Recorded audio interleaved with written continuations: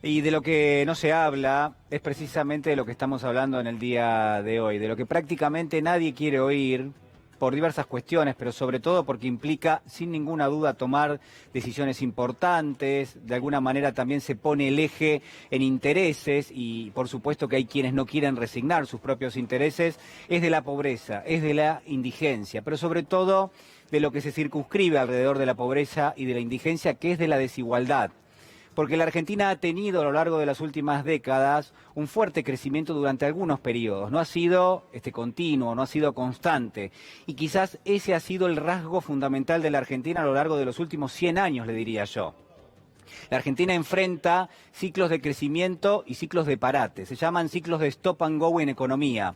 Y está claro que cuando viene ese parate, lo que genera es esto, lo que genera es pobreza, por supuesto, a nivel argentino, pero también hay a nivel regional y ahora lo vamos a estar viendo.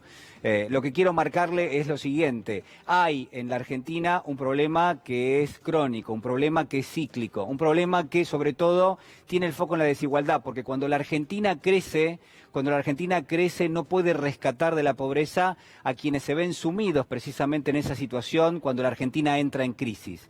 Y esta es una dinámica realmente perversa que tiene nuestro país. Cada vez que la Argentina toca una crisis social y económica, en ese mismo momento millones de personas quedan bajo la línea de la pobreza. Cada vez que la Argentina se reactiva, no saca a la totalidad de esas personas que han quedado sumidas en la pobreza para que tengan una situación mejor, saca una cantidad menor. Y por eso la Argentina, a medida que pasan las décadas, cada vez tiene mayores niveles, independientemente de los ciclos que le toca atravesar. La fotografía a nivel regional es esta que promueve la CEPAL, promueve, digo, en términos de difusión, que hace concientización, que de alguna manera lo que trata es de advertir lo que está pasando. Dice la CEPAL, esperamos que más de 45 millones de personas caigan en la pobreza. Estamos hablando en este contexto, estamos hablando en el golpe de la pandemia en toda la región, cuya característica central es ni más ni menos que la desigualdad. Si hay algo que distingue a América Latina del resto de las zonas del mundo, de las regiones del mundo, es precisamente ese rasgo. Y la pobreza y la indigencia son consecuencias de esa desigualdad. Por eso es el eje, por eso es la discusión. Probablemente usted no va a escuchar en ningún otro lado que se hable de la desigualdad, porque es de lo que nadie quiere hablar. Y en todo caso habrá algunas cuestiones de carácter reactivo a esta situación que ha llegado a la región, pero que en gran medida la región misma enfrenta desde hace muchísimo tiempo. Dice la CEPAL que luego del coronavirus la pobreza llegará al 35%, esto es en promedio de la población en toda América Latina. Claro, a mayor desigualdad, mayores niveles de pobreza y de indigencia. ¿Por qué? Bueno, por lo que le estoy explicando, porque en los momentos de crecimiento reparte distinto, reparte mucho más para aquellos que más tienen y reparte mucho menos para aquellos que menos tienen, y porque en los momentos de crisis a quien le pega más son a los que menos tienen. Entonces fíjese cómo permanentemente la desigualdad hace una entrega de los recursos, una distribución de los recursos de una forma realmente diferenciada. Y quizás eso es lo que tenemos que cambiar. Eso es, en gran medida, parte del objetivo que deben tener las políticas públicas en la Argentina, pero también en la región. Mire, en términos generales, es fácil definir cuál es el universo de la pobreza en nuestro país. Basta con calcular, uno podría pensar si se hace o no de una forma realmente, en todo caso, aplicable a la vida cotidiana, pero vamos a suponer que sí. Basta con calcular cuánto cuesta una canasta básica de alimentos y de servicios públicos. Ese valor al mes de junio de este año era de 43.785 pesos. 43.785 pesos. Le pido al señor director si podemos poner en este momento la pirámide, que lo que nos muestra es precisamente eso, cómo se va a distribuir esa cifra en términos generales en nuestra población en función de los ingresos que tiene. Y usted va a ver que es una pirámide realmente injusta, es una pirámide realmente desigual. ¿Por qué? Porque más o menos 43.000, 44.000 pesos, fíjese, se ubica precisamente en la mitad de la pirámide, un poquito más también. Queda debajo, uno podría pensar, casi el 43%, más o menos en términos generales, a lo que se le suma ese 17% adicional. Es decir, fíjese cómo, en términos generales, a medida que pasa el tiempo, la distribución es desigual. Como en gran medida también uno lo que puede ver es que en ese reparto solamente hay una pequeña proporción de argentinos que logra superar con creces lo que es esta canasta que calcula el INDEC.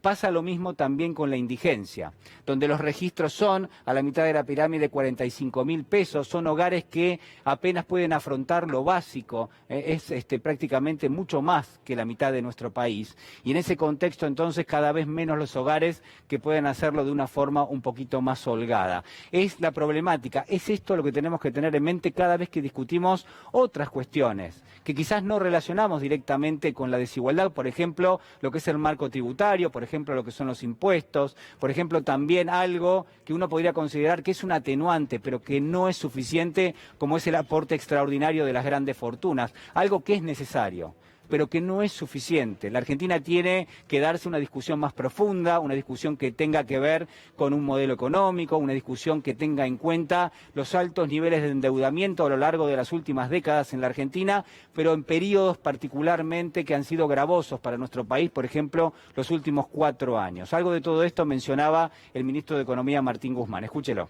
Las circunstancias de una economía que estaba muy, muy lastimada cuando asumimos el gobierno, muy lastimada, y a la que la pandemia la golpeó aún más. Y una economía que requiere de ir sanando las heridas que tiene.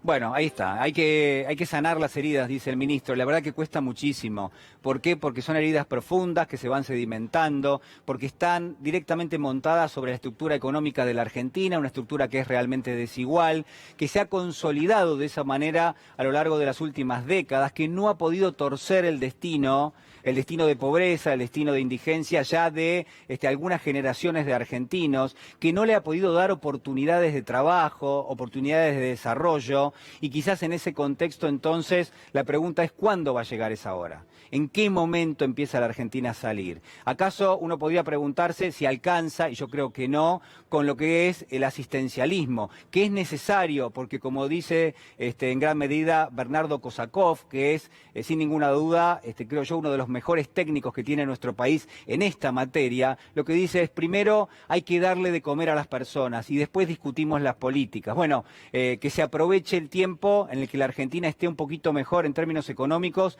para discutir todo esto. Hoy hay una urgencia, hoy hay una emergencia, hoy las discusiones que está dando nuestro país tienen que ver con en qué grado se afectan los recursos, los pocos recursos que tiene el Estado para tratar de paliar lo que es el hambre, lo que es la indigencia, lo que es la pobreza, lo que es la desigualdad que tiene nuestro país. Y quizás allí, lo decía el ministro de Desarrollo Social hace instantes nada más, no hay recursos suficientes para todos. Entonces hay otra discusión que se agrega, que es cómo vamos a distribuir la riqueza de aquí en adelante. Por último, para terminar, y porque me parece importante, hay una discusión que está en juego, hay una discusión que está en marcha.